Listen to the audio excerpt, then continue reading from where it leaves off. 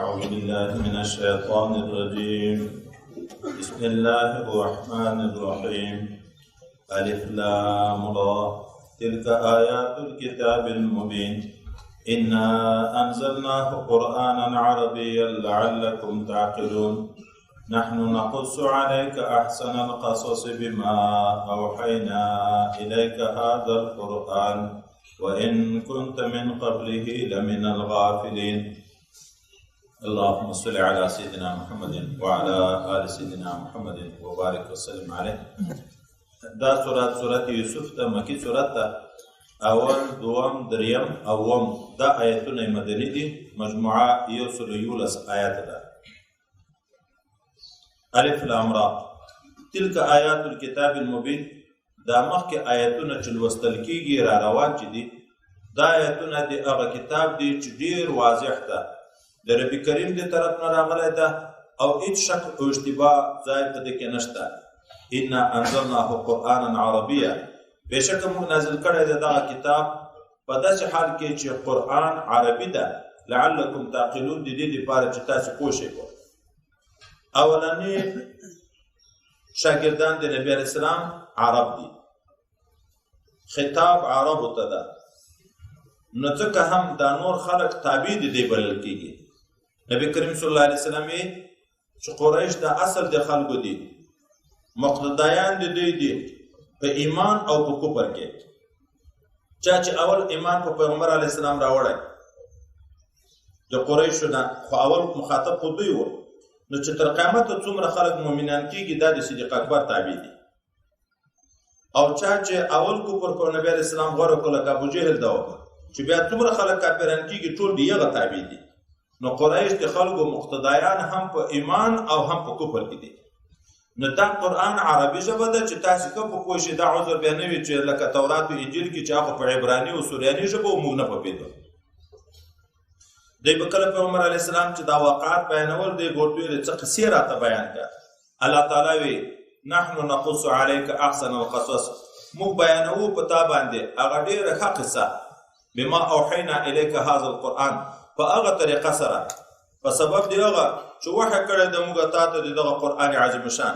و ان كنت من قبله، او بشکه شان دا ده چې وی ته پخوا د نزول د قرآن عظیم شان لمن الغافلین د ناخبرو د جملې نه په دا قصه نه وي خبر. اذ قال یوسف، د حضرت یوسف علی نبینا علیه الصلاۃ والسلام قصه په قرآن عظیم شان کې په دې صورت کې ذکر ده او تفصیلی ذکر ده. دا د نورو انبیاو قصې مکرر ذکر کیږي، په یو صورت کې نه په ډیرو صورتو کې ذکر کیږي،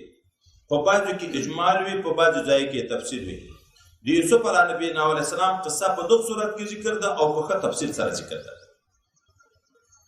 او ډیره د عبرت واقعه ده. که سړی وای خیال کې وکړي د دغه قصې نه یو عجایبات سړی معلومولی شي. څوک چې الله ته تابع شي د غلام نه پاچا جوړوي. ګوره یوسف علیه السلام په غلامي باندې خلکو خرڅ کړ، خو بیا د مصر پاچا مقرر شو. څوک چې د چا سره جفا وشي او ظلم وشي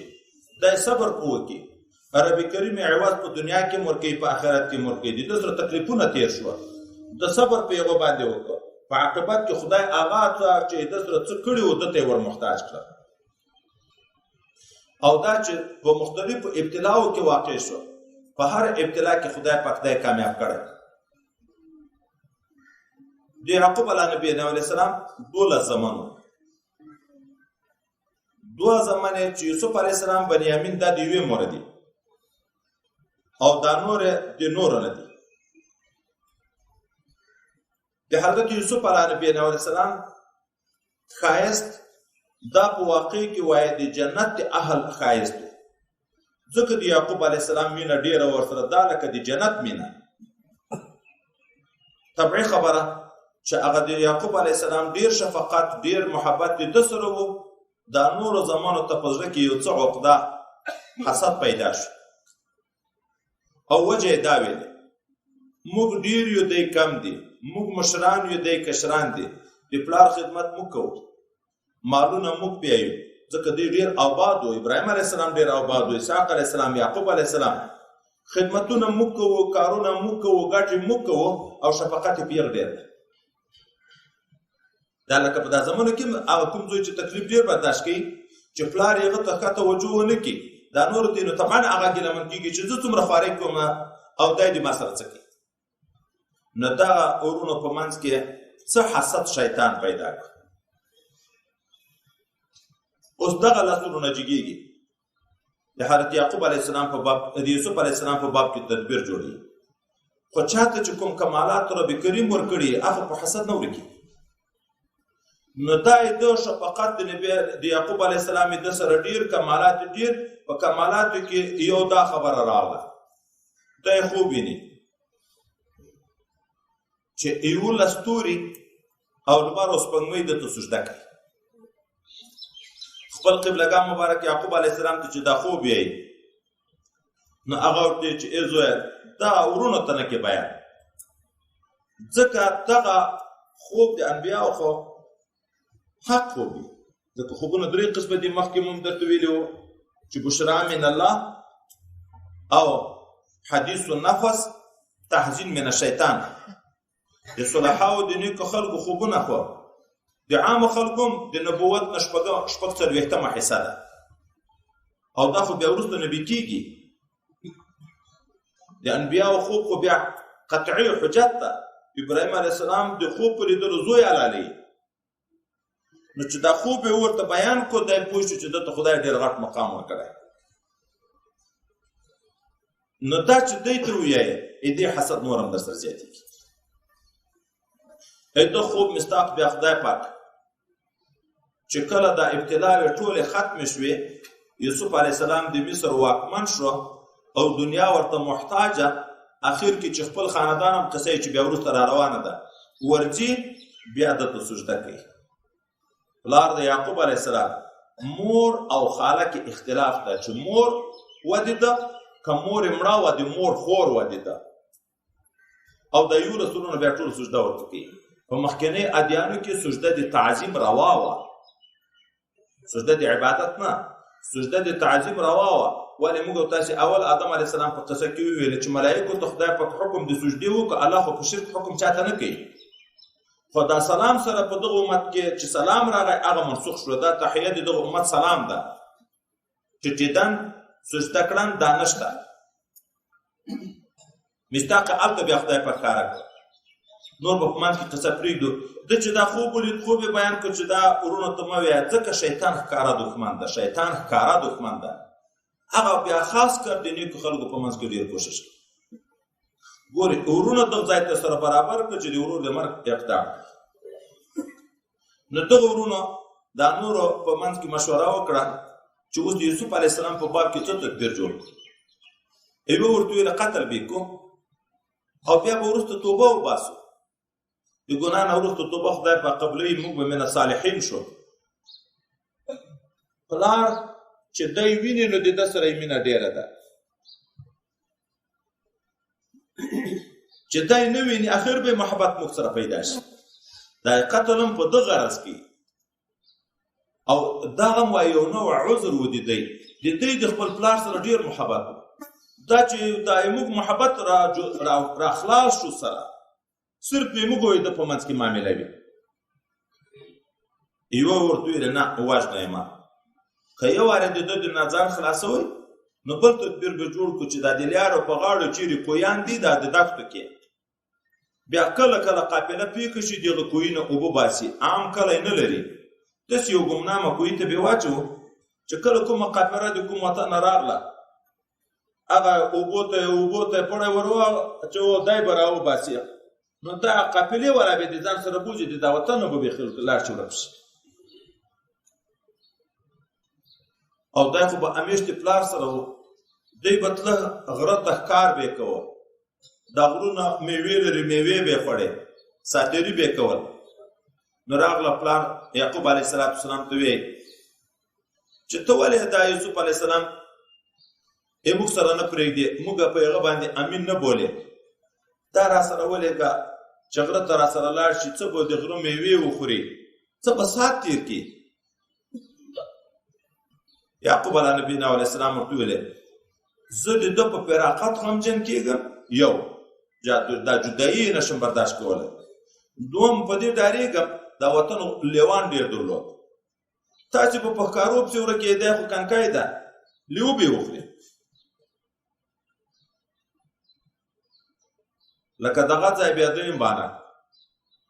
مخکې نه تلقین ورته وشوه، دی ورته ویل که دا لیو رانه وخوړه او موږ دومره ډېر یو، لاس ځوانان یو او دا لیو رانه خوري، دا خو بیا ډېر تاواني یو. یوسف علیه نبینا علیه السلام یې سهار ورسره پرېږی، دی چې بوتلو بیا یې کله یو کوهي غاړې ته ورسو چې کوهي ته یې اچي ده د خپل وجود مبارک نه یې کمیس وایست او دا یې چې وایي ورپورې وایي دا باید خو نو ډېره غمجنه ذکر کړې دا کیسه، ده به دوی ته لاس ور واچو غېږ به یې ورکړه نو دوی جګ شو لاسونه یې ور وتړل، په بوکه کې یې کېنوه، بوکه یې وځړوله کوهي ته چې نیمې ته ورسېده ځاجي پړی پسې پرې کړ چې کوز ولوېږي، بوکه لاړه په اوبو کې ولګېده، بیا د کوهي په بیخ کې غټ کمر و د هغه نه راوخوت هغه تیږې. ابراهیم علیه نبینا علیه السلام چې نمرود کمیس ترې ایستلی و اور ته یې واچوه، کالي یې لوڅ کړو اور ته یې واچوه. جبرائیل علیه السلام د جنت قمیص ورته راوړی و، هغه قمیص بیا حضرت ساره رضی الله تعالی عنها د اسحاق علیه السلام غاړې ته تعویض تر جوړ کړی و، د جنت قمیص و د ده په غاړه کې و. اسحاق علیه السلام چې لوی شو بیا د یعقوب علیه السلام غاړې ته ور واچوه، یعقوب علیه السلام چې لوی شو چې یوسف علیه السلام پیدا شو بیا د ده په غاړه کې و. نو جبرائیل امین راغی هغه قمیص یې ورته راخلاص کړو چې د په غاړه کې و، هغه یې ور واغوست او جبرائیل امین په دغه وخت کې ده ته وحی وکړ، د الله ورته راولېږه. دا وحی د نبوت نه وه، لکه د موسی علیه نبینا علیه السلام مور چې ډېره پریشانه وه په موسی علیه السلام باندې، الله وی واوحینا الی ام موسی ان اقذفیه فی تابوت، دا د نبوت وحی نه وه، مشوره په شکل ده ته هم داسې ویلې د اطمینان دپاره داسې وخت به راځي ته مه خفه کېږه، دغه ورونه به ته په د خپل عمل خبره یې دی به بیا پوهېږم نه، وخت به ډېر وتلي یا به تا نه پېژنې، هلته به بیا د تا د پاچاهي لباس وي. نو ژوند مرګ خطر مه کوه، داسې وخت به راځي تر یو وخته به ته ژوندی یې او بیا به دوی په دغه خپله جرم باندې ته خبره یې. یعقوب علیه نبینا علیه السلام ته چې اوس دوی بېګا ته ورځي، دی یې کوهي ته واچوه، نو یو سیرلی وینې حلالې کړو، هغه وینې یا د ده په کمیس باندې توی کړې، بېګا ناوخته شو، تر نورو وختو په تیاره کې راغله، چې راغله ژاړي په دروغو باندې چې حضرت یعقوب علیه السلام دوی ولې د یوسف علیه السلام نشته اوس ردیتي پوښتنه وکړه چې هغه څه شو، دوی ورته ویل دا خو موږ خپل کاري کې وو، موږ په مسابقه تللي وو، دی یې ووخو، اگر که موږ رښتونې یم ته د موږ خبره چیرې منې، که نه دغه د وګوره کمیس یې په وینو باندې ککړ ده. وایي ده چې کمیس وکوت په وینو ککړ ده خو څیرې شوی بیخي ده نه، دستي پوه شو چې دا ځای د ځانه تدبیر جوړ کړی، وایي دا څه ویښیار لیو ده چې کمیس یې روغ تر ایست او دا یې بیا خوړ، خو اما الله ته صبر ده.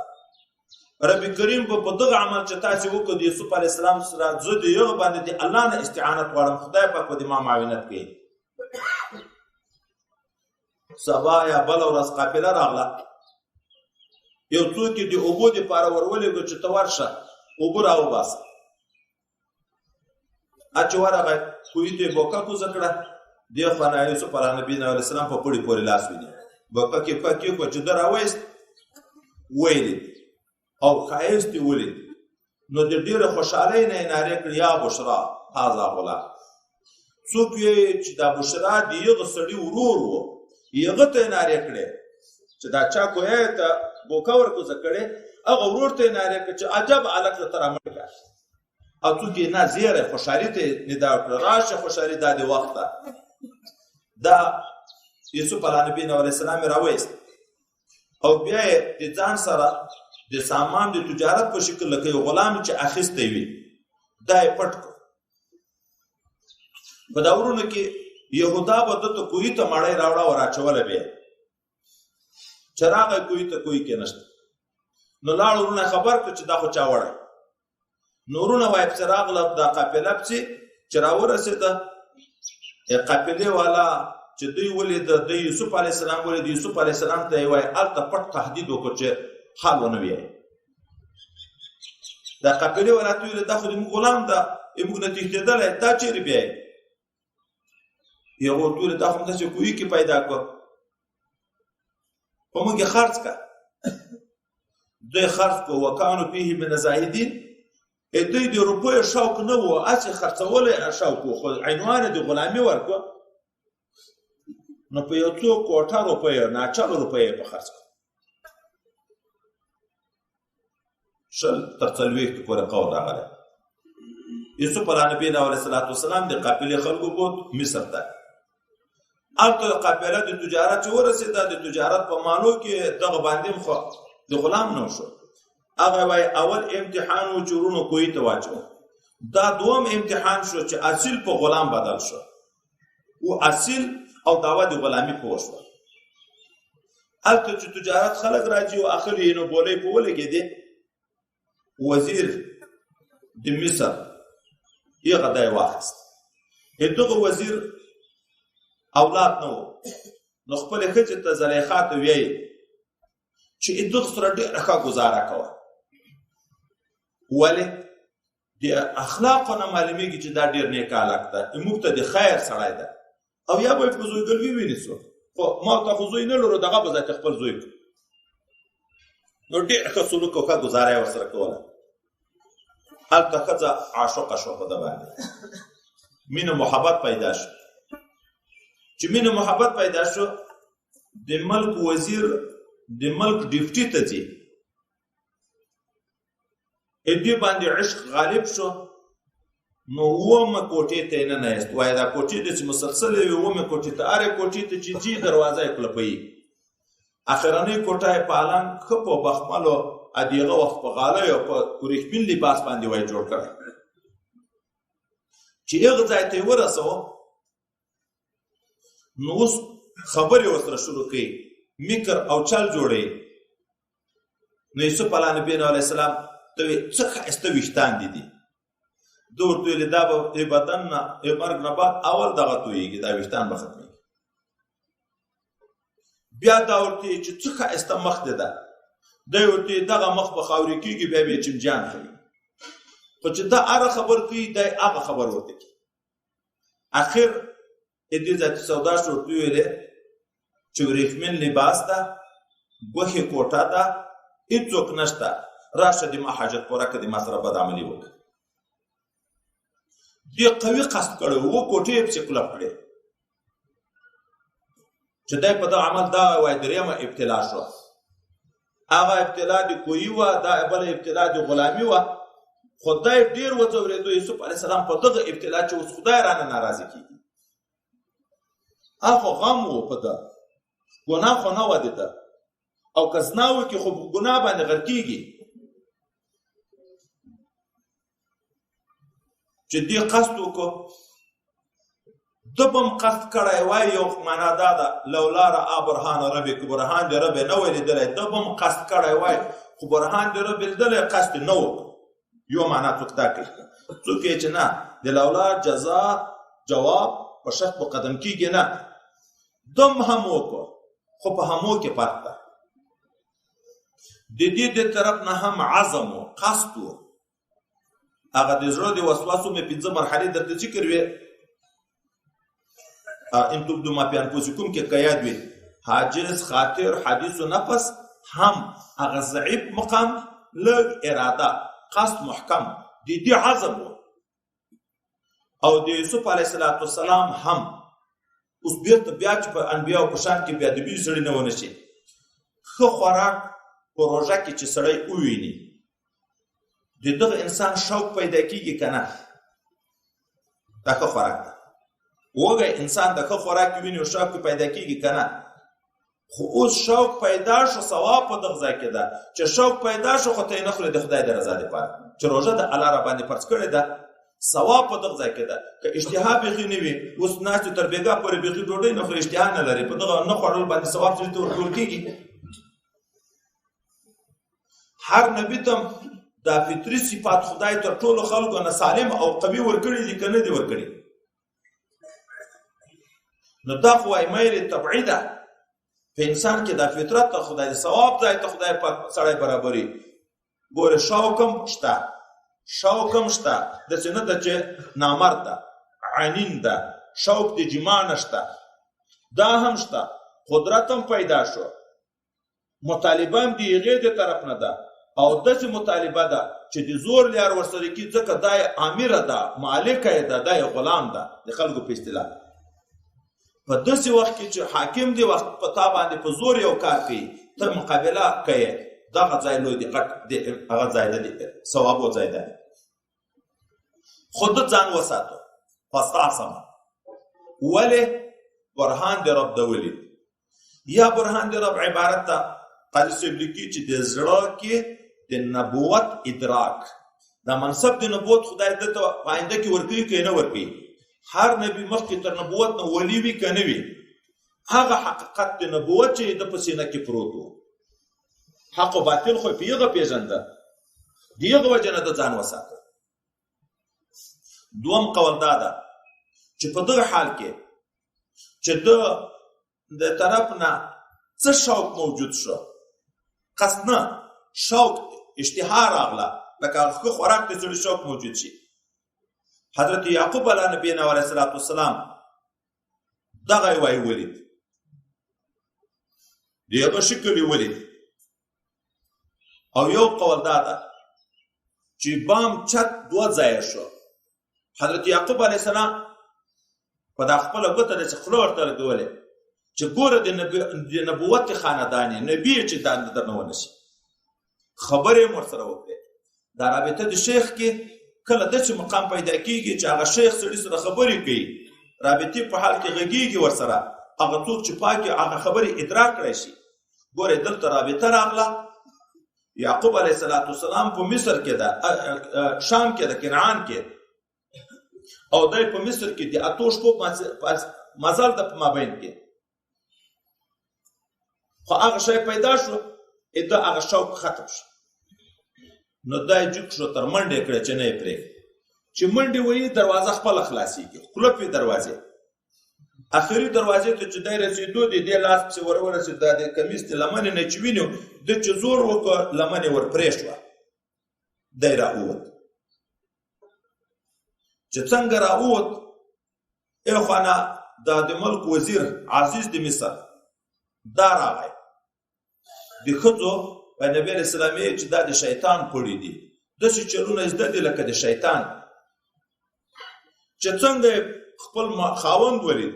اوس دا چې دی حال ورته ونه وي، د ما عیب ښکاره نه شي، دې دې الزام ولګوه. د یو سړي څه سزا ده چې ته اهل ته غلط اراده لري، یا سخت عذاب یا بندي خانه، چې دا بندي نشي، ته اهل ته بد اراده لري. یوسف علیه السلام ته مخ ور واړوه چې ولې؟ د مخکې هم هلته زلیخا ته ویلې ګوره چښتن دې ما سره ډېر ښه کوي، انه ربي احسن مثوایا. تا خو ناشکري ده چې دی ما نازوي او زه د ده د ښځې سره بدعملي وکړم. دلته چې د باندې وته چې هغه ورته ویلې دا ولې؟ ده دستې ورته ویلې چې ده وایي که دې نه وای ویلې، ده دغه احسان و دغه حال هم نه پسې لوڅوه. خو چې دې داغ په ولګو په ده دی مجبور شو د ځان د دفاع دپاره ځای ته دا خبره وکړه، دې مطالبه وکړه، ما نه ده کړې. که نه شاید د ده خو اولاد نه و، خو وایي په دا کوټه کې کله به د ده د ترور زوی دا راوړ د ساتیري دپاره مینه به یې په کوله. داسې کنکای ده چې هغه د غږېدا په وخت کې نه ده، چې هغه نه پوښتنه وکړه. هغه ګویا نه شو که د کمیس د مخ د طرف نه شکېدلی، نو دا رښتونې ده، دا یې دروغجن ده، ځکه ده به لاس وراچوي، هغې د ځان نه لرې کوو، نو خو مخامخ دي سره دواړه مخ طرف شکېږي. او که د کمیس د شا د طرف نه شکېدلی، نو معلومېږي دی منډې تر وایي دې ورنیولی ده، چې وایي کو چې کمیس د شا د طرف نه ښکېدلی او هغه هلک وغږېدو چې د غږېدا په وخت کې نه و عزیز پوه شو چې تاوان په دی کې یوسف علیه السلام ته عذر کوي صرف شرموه مې ما دا خبره پټه او دې ته دا ټول د تاسې تدبیر د ان کیدکن عظیم د تاسې تدبیر ډېر غټ د مفسر لیکي تر شیطان وای ښځه ډېره بده ولې وای د شیطان په باب کې رب کریم داسې ویلي دي ان کید شیطان کان ضعیفا د شیطان تدبیر ضعیف ده اما ښځې ته الله وی ان کیدکن عظیم د تاسې تدبیر ډېر غټ د دغه وجه نه نبی کریم صلی الله علیه وسلم یې ښځو ته نصیحت کوي بیا په نصیحت کې ورته ما نه دي لیدلي ناقصات عقل و دین چې ډېر ویښیار خلک د خطا کوونکي تر تاسې سره له دې نه چې ناقصه مې د عقل په لحاظ د دین په لحاظ خو ډېر غټ علما ډېر غټ بزرګان ډېر غټ روشنفکران او پوه خلک تاسې خطا کوي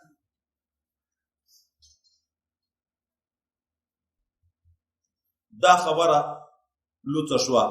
چې زلیخا مینه ده په غلام باندې نو د دغه عزیز د مصر چې کوم نانبای ده د هغه ښځه خبره شوه کوم اشپز ده چې دیګ ورته پخوي د هغه ښځه خبره شوه کوم محافظ ده چوکیدار ده د هغه ښځه خبره شوه نو دا ښځو ذاتي پروپاګنډې شروع کړې ښځې وایي خبره بیخي نشي پټولی غږېدا چې شروع کړه او دې ته وګوره د وزیر ښځه ده په غلام مینه ده دا خبرې ډېرې شوې او دا زلیخا یې په عذاب کړه نو دا چې زلیخا اوس خپل عذر ښځو ته وړاندې کړي دې دا تدبیر جوړ کړه ښځو ته یې مېلمستیا وکړه بیا یې تکیې ورته کېښوې ماړۍ نه باد نه وي چې میوه خوړل کېږي نارنجان یې په لاس ورکړه اروې ته یې چاړم ورکړه یوسف علیه نبي علیه السلام ته په دغه وخت کې وویل مخکې نه و دا ښځو لیدلی دوی چې هلته نارنجان پرې کوي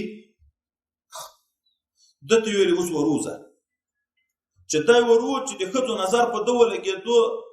داسې عشق په دی راغی چې دا نارنج د پرې کېدن سره یې خپلې ګوتې پرې کړې په خپلو ګوتو هم نه شوه پوه چې پرې شوې مګر انکوز یې وینې دی ویې ویلې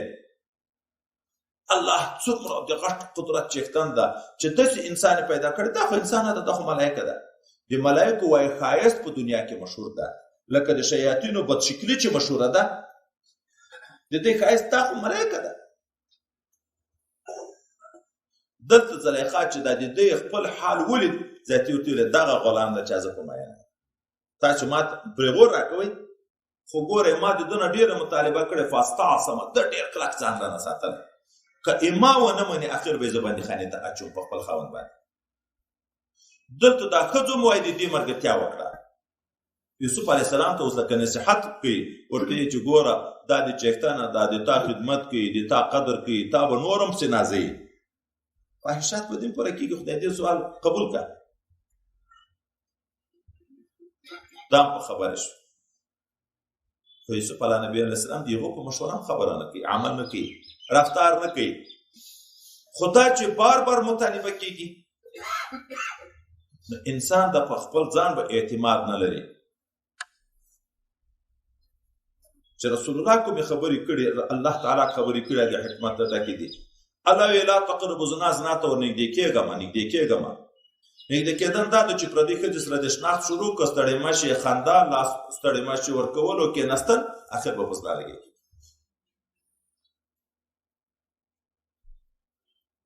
حدیث نبی کریم صلی الله علیه وسلم ده پردۍ ښځې سره به نه ګوښه کېږي چې سړی د ښځې سره ګوښه شو درېیمې شیطان ده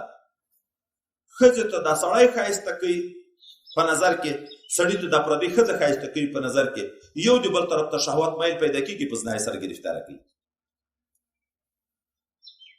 د دې سره به ګوښیتوب دا نه راځي نو حضرت یوسف علیه نبینا علیه السلام یې چې الله تر دغه ابتلا نه چې بار د ما نه مطالبې د زنا کېږي که زه زنا وکړم خو غرق شو تر دغه نه ما ته بندیخانه محبوبه ده خدای پاکه بندي دې شم خو چې د دغه نه وساتل شم حضرت پیغمبر صلی الله علیه وسلم یې سړی روان ده نبی علیه السلام روان ده سړی سوال کوي خدای پاکه ته صبر مې راکې ماته. نبی علیه السلام یې دا د ځان ته غمونه وغوښته. صبر خو په غمو وي، د غمو بیا طاقت نه لري. د عافیت سوال که چې خدای پاکه په تکلیفو کې مې واقع یم کې صبر بیا نشي کړی. خو که کله الله در باندې ابتلا راوسته بیا صبر که. اول سوالونه د صبر مه که. نو وایي که ده سوال د بندیخانې نه وای کړی چې خدای ما ته بندیخانه محبوبه ده، بندي مې کېښود چې دغه نه خلاص شم، که یې ده وای نه وای کړی الله به بندیخانې دا تدبیر جوړوه د ده دپاره خلاصوالي. خو ده خپله وغوښته بندیخانه. ښځې مصر ته عزیز د مصر ته وویلې دا خبره دا پروپاګانډا چې دا ښځې په ما پورې کوي زه یې ډېره تنګه کړې یم. د یو څه وخت لپاره دې بندي کړی وای چې دا خبره ورکه شوې. ګوره دا موجوده وخت کې دا غټ غټ پاچایان کله د یو ملک په یو غټ جرم کې واقع کېږي څه مشکل دی یو نوی کار وکړي، خلکو توجه د ځان اړې بس هغه نوی خبر شروع شي دې خبره د مابین ذاتي اوزي. کدی بندي شوی وای یغه هم دغه ته وکړه، خو یغه ته هم شرم و پیغور و چې ښځې پسې خبرې کېږي. نو حکم یې وکړ د بندیخانې چې دی به بندیخانې ته بوځي. یوسف علیه نبی علیه السلام چې بندیخانې ته ځي، دوه د پاچا خادمان دي، یو شرابي شراب ورته جوړوي ورکوي، یو یې نانبای چې مړۍ ورته پخوي. دغه دوه ته چا زهر منلي دي، روپۍ ورته منلي، زهر به درکو. شرابي ته یې ویلې چې شرابو خدمت کوه ساقي ته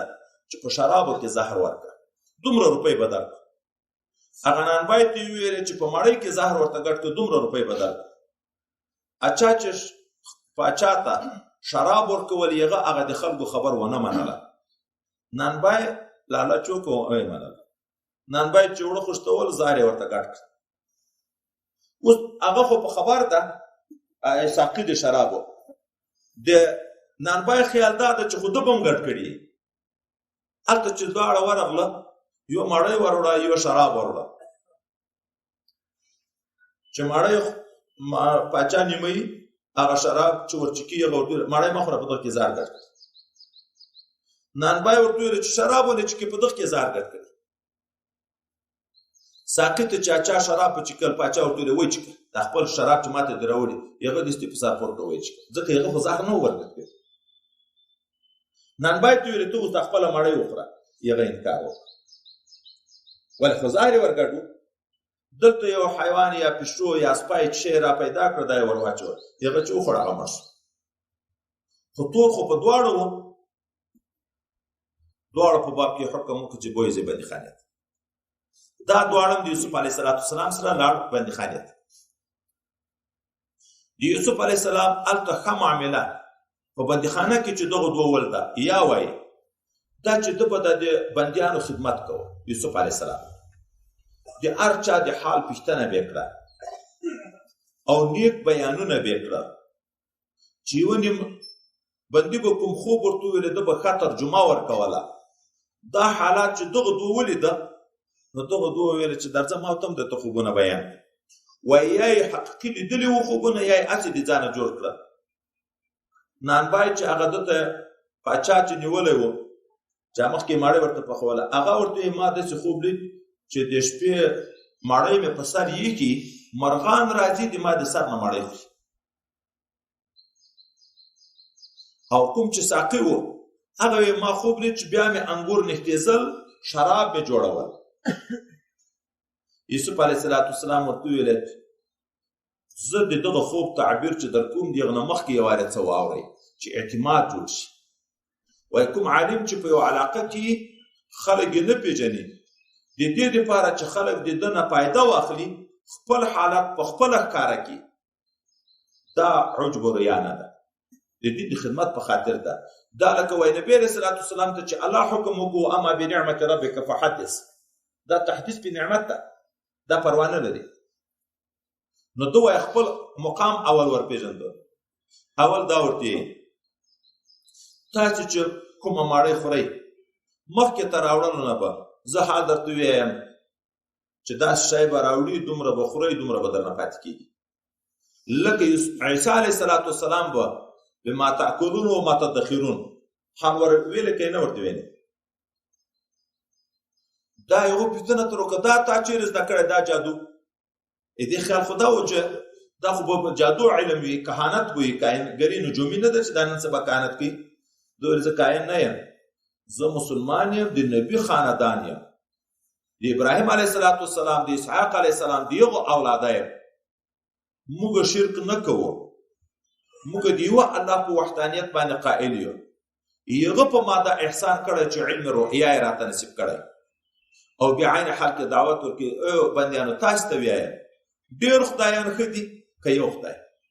چې هغه د هر څه مالک ده. دعوت هم اسلام ته ورکوي، دلایل هم ورته بیانوي، پس د هغه نه دا اخبار بالغیب هم ورته کوي چې د ښه اعتماد جوړ شو، نو پس ته ترجمه ورته کوي. دا یو ته تا به پانسۍ کې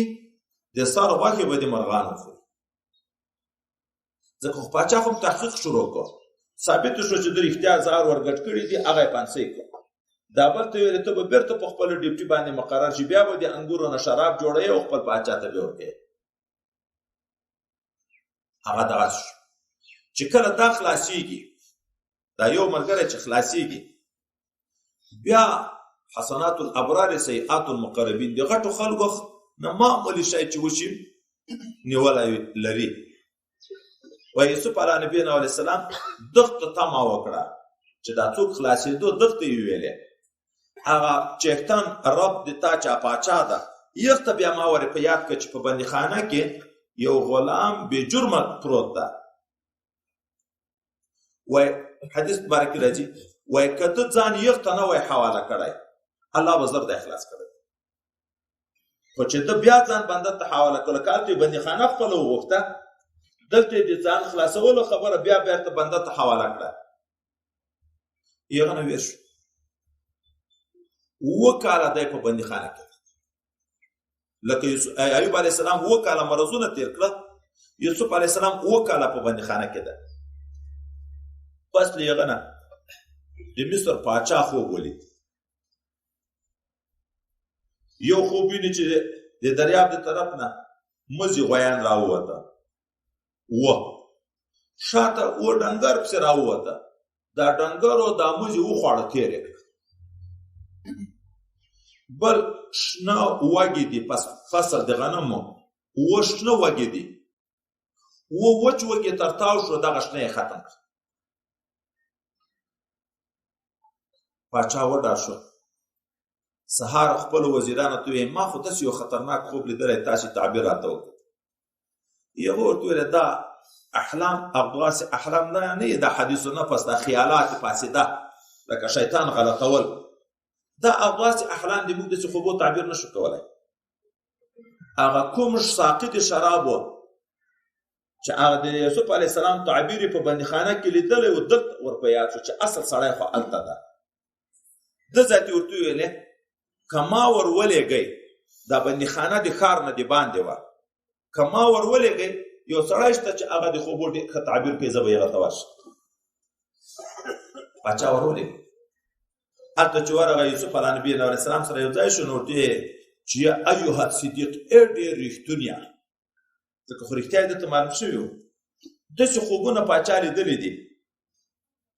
که ته یې تعبیر وکړې شاید زه بې قوم ته وروړم. او دلته یې د شایي خبره وکړه، ځکه وایم هغه خلکو انکار وکړه چې دا اغواس احلام دي، نو دا یې ویل کېدی شي دا یې یو عذر وکړي چې دا خوب د تعبیر نه ده. ده ورته ویلې داسې ورته ویې پاچا ته چې دا 7 کاله اوس د دغه نه بعد دا پراخ آباد بارانونه د رزق وسعت کې راځي. په هغه پسې بعد بیا 7 کاله قحطي را روانه ده. نو دی د کوشش وکړي دا د 7 کالو غنم فصلونه چې کري ټول د میده کوي نه، ځکه غنم چې په واګې کې وي نه خرابېږي، خو چې وایستی شو بیا دا خوکۍ موکۍ کوي بیا خرابېږي. صرف دومره د میدې چې د خلکو ضرورت وي، دا نور د خلک دغسې سټاک جوړ کړي، درمندان دې وساتي چې هغه وروسته د قحطیو په وختو کې بیا په ښه ورځي. او 7 کاله قحطي نه بعد بیرته بیا پراخي را روانه ده، بیا به بارانونه وي، باغونه به وي، بیا به خلک شرابونه جوړوي. هغه چې راغی پاچا ته یې دا خوب ویلې بیان کړو، نو پاچا ته ډېر نادره ورده شو چې دا څومره ښه معابر ده، ورشئ ته یې راولئ چې زه په خپله خوله د ده نه دا خبرې واورم. چې یوسف علیه نبی علیه السلام ته بیا سړی ورغی پاچا دې غواړي نو ده تلوار په ورتګ کې ونه کړ